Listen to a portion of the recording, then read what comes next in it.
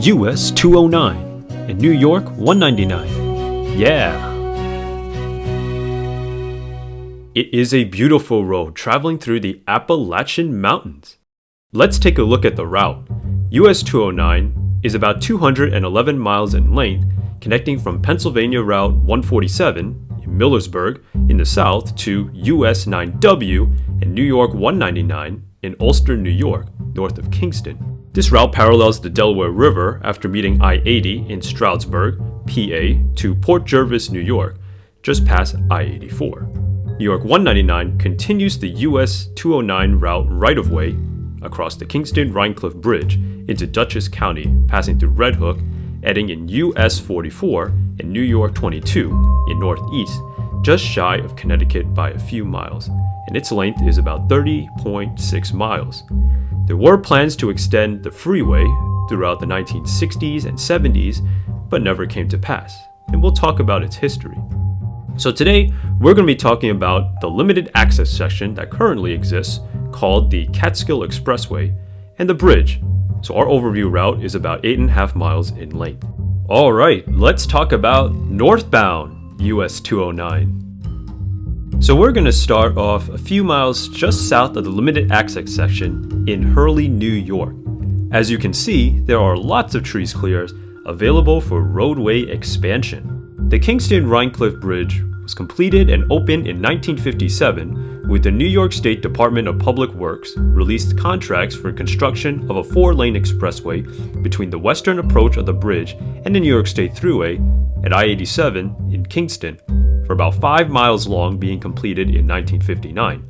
In 1970, the state of New York submitted a proposal to the federal government to construct a 60.5-mile long interstate highway along the US 209 corridor from I-87 in Kingston southwest to I-84 in Port Jervis.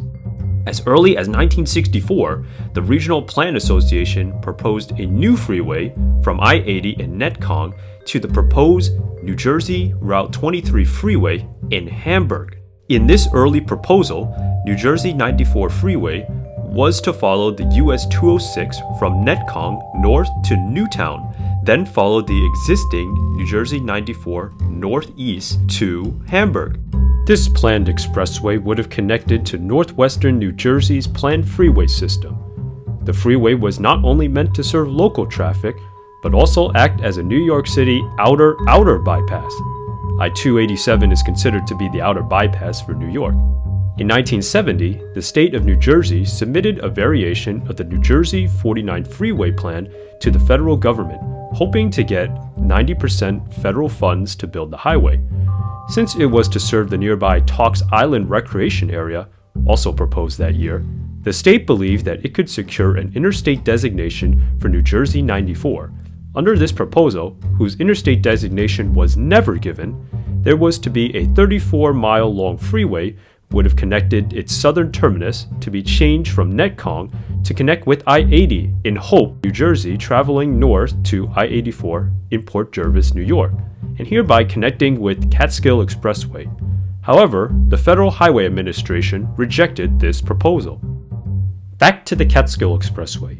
Similar to rejecting New Jersey's freeway proposal, the Catskill Expressway was also rejected with no interstate designation, and this is what we have today. I think it would have been cool if this was built as a free, fast alternative route to the New York State Thruway. Alright, let's continue on the route. When we travel north on US 209, we see that there is still a lot of space on the east, even under this overpass. There's actually a pedestrian walkway we can see here that's called the O&W Rail Trail, the New York, Ontario and Western Railway, which was a former railroad track, as well as a mural underneath. Let's take a closer look at this mural. As you can see that there is a nice sky, looks like a nice sunset, mountains, sunflowers, and rivers. I wouldn't think that New York State is known for sunflowers compared to Kansas. However, this is actually advertising an important event called the Sunflower Festival, specifically at Kelder's Farm in Kerhonkson, New York. This is along US 209 if you travel backwards towards the south in its junction with US 44 and New York 55. Given that the drivers are able to see this mural, I think that would have been cool. Usually the Sunflower Festival, I think, was advertised around mid to late August. So if we continue north along this route, we see that it's the start of the divided highway called the Catskill Expressway. Our first green sign we see here is for Interstate 87, the New York Thruway, which is on the next right. At our first pull-through and overhead sign, we see that US 209 is signed for Rhinecliff Bridge. If we take the exit for New York 28, east is heading towards Kingston and west for Pine Hill. This makes sense because in the Hudson Valley area, most people are interested in the Hudson River crossing because the next bridges north and south are about 18 miles away. The full name of the bridge is not mentioned and is probably meant to save space. Plus, we'll be traveling a couple miles north around Kingston, which might be confusing for tourists and visitors. Route 28 is the fastest way to enter into Kingston because there is a hidden interstate east of here. If we take the New York 28 East exit and travel for a few hundred feet, we see this sign saying Junction I-87 Thruway, but also child route Interstate 587 or Colonel Chandler Drive, which is concurrent with New York 28 heading into Kingston. I-587 is not signed on the Thruway, so it would have been cool if it got proper signage. Alright, if we continue north on the Catskill Expressway, we see our reassurance shield for US 209 to Kingston-Rhinecliff Bridge, as well as mentioning the Ulster Police. I do like that it mentions the full name of the bridge in that green shield that's usually in the style of the New York State parkways. We see that our next exit here is for Ulster County Route 31, Sawkill Road. This is where I entered the Catskill Expressway on my return trip from Catskill Fall, which I made a separate video on. And this is also where the route is heading due east.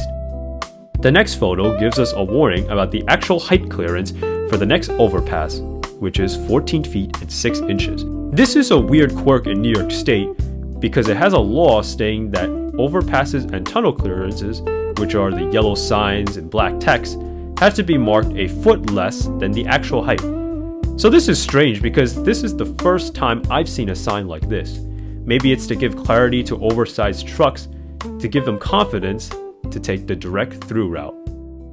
We're passing over the New York State Thruway, or Interstate 87. This photo is taken to our right, looking southbound towards New York City. Our next exit is for Ulster County Route 157, Enterprise Drive. This exit is what the height clearance sign is referring to. It's strange that we don't see the typical height clearance sign here. All of the older photos in Street View don't have it either, so that's pretty strange. I like that we do have a double-end US 209 reassurance shield as we approach the exit for US 9W. Despite being an auxiliary route of US 9, we're actually not connected to US 9 and about 5 miles away or 8 miles on the driving route to meet up with US 9 in Red Hook. New York State DOT submitted a proposal to AASHTO, the American Association of State Highway and Transportation Officials, to extend US 209 by replacing the route New York 199. However, this was rejected. US 209 is heading more east-west than north-south here, and it's not really connecting anywhere populated east of here, but it is what it is. The Catskill Expressway changes its route designation here. So let's talk about eastbound New York 199. Let's take a closer look at the overhead pull-through sign. New York 199 continues US 209's control city of Rhinecliff Bridge. US 9W exits south for Kingston and north for Saugerties. The Catskill Expressway is well hidden as there are a lot of trees, but taking the southbound exit leads you to the Hudson Valley Mall. It's an expansive mall. I think it should have been mentioned as a green sign because it's unfortunately losing a lot of foot traffic in recent years. Just up ahead, we see our eastbound New York 199 reassurance seal to Kingston-Rhinecliff Bridge. Nice rock cut through the mountains. Here's another photo of the rock cut when traveling further east. Up ahead, we see a warning for electronic tolling ahead, and our next exit is approaching. The next exit is for New York State Route 32, with the same US 9W control cities of Kingston and Saugerties. Makes sense since they're closely parallel to each other and reach both destinations. However, this is actually the last exit before the toll, and it doesn't tell you that, or give any advance warning ahead. That certainly is not MUTCD compliant. We should get some updated toll signage in this area. So motorists, beware.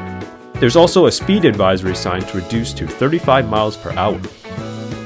Once you're past your final chance to exit, we see the current tolling information.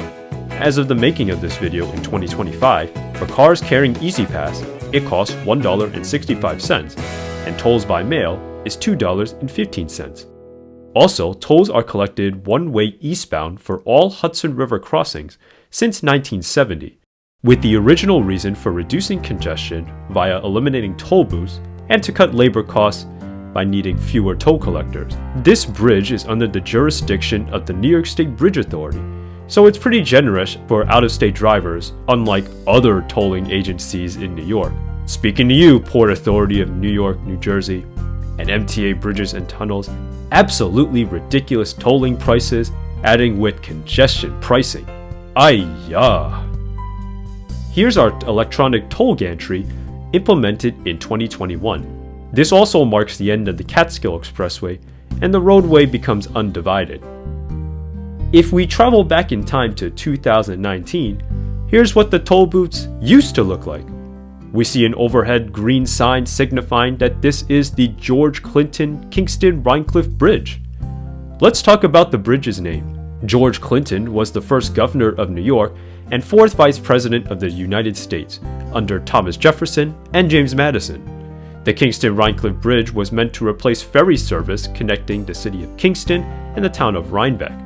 Plans for a suspension bridge like the Mid-Hudson Bridge. There were two problems with these provisions. First, the location of the crossing was opposed by residents on both sides of the Hudson River. Thus, the bridge was moved 3 miles north to the original site. There is also an engineering problem, being no stable bedrock for anchorages. So the design was changed to a continuous under-deck truss. Here's the start of the bridge with the name plaque on the right. The pedestrian path added on the right in 2019 was meant to promote the Empire State Trail. This is a 4-foot wide and 3-foot tall Jersey barrier. Cyclists, however, cannot ride inside and are forced to use the shoulder, which is pretty dangerous. There are multiple banners here celebrating 100 years of the Bear Mountain Bridge located south of here, opening on November 27, 1924. The distance is 40.6 nautical miles away, which takes account of the curvature of the Earth, and that's equivalent to 46.7 land miles. Here's a nice view of the bridge looking eastbound. When I first drove this, I like that there's no skyscrapers, no buildings, just clouds and trees. It's almost like driving into the heavens based on this vantage point. Here are some of the bridge stats as I go through these lovely pictures. The total length of this bridge is 7,793 feet with a width of 2 lanes per shoulders.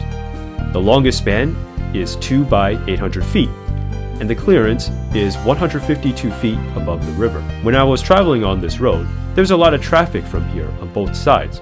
We'll see the reason for the eastbound traffic up ahead. There's technically room to build a second parallel bridge on the south side. Here's a view of the Hudson River looking southbound towards New York City. You can't really see much of Kingston from here. Here's the left side view of the Hudson River looking northbound towards Albany. Not much here either. I like that this bridge has a nice grand flagpole in the middle of it. We cross into Dutchess County. Here's another picture taken by my father as we cross the bridge. The railroad tracks on the bottom left carries the Amtrak CSX Hudson subdivision. It carries the Empire Corridor carrying trains for 461 miles, from New York's Penn Station up north to Albany, then turning west to Niagara Falls. Look at this gorgeous sky with colorful clouds. This photo was taken about 20 minutes post-sunset. The east end of the bridge continues this undivided 2-lane road configuration. We see that there are plaques remarking the history and construction of this bridge. If you want to read it up close, drive a little further into this makeshift parking lot. We also see a lot of grass for possible road rate expansion.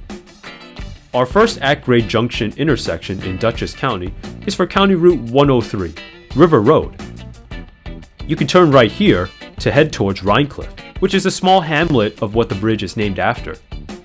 Our road trip is about to end soon, but there's a lot of fun signs to analyze here. We see a sign for Junction, New York Route 9G. We have some control cities right here. If we turn left, we see Germantown is 10 miles away, Red Hook is 4. If we turn to the right, we see that Fairgrounds is 3 and Rhinebeck is 5 miles away respectively. We also see some attractions here. Claremont and Montgomery Place Historic Site is to the left. Vanderbilt and Wilderstein Historic Site is to the right, as well as the FDR National Historic Site and the FDR Library and Museum. We also see that Bard College is to the left and the old Rhinebeck Aerodrome is to our right. We also are notified that there's a hospital, train station, and Statsburg State Historic Site all to the right. Another sign for Montgomery Place. Guess they love to advertise that. We also see that there is another lane being added here to make a right turn. And honestly, they should extend the second lane all the way back to the bridge because this traffic is really bad. Most people want to turn left and easily clogs up this lane. We also see that on these green signs that there's a control city for Hudson, 20 miles away, and Taconic Parkway. Poughkeepsie is to the south, being 21 miles away. However, is this actually the quickest way to get to the Taconic Parkway? Well, that's not the route that I took. There's actually another way to head towards the Taconic State Parkway.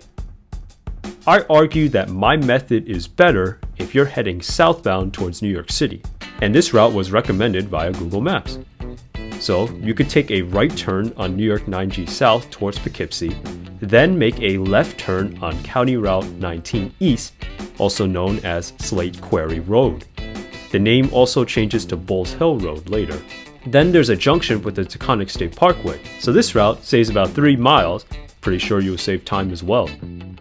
If we go back to this intersection, this traffic light is the reason for the traffic. Most people are turning left to stay on New York 199 or 9G North, but the light is not green for long enough.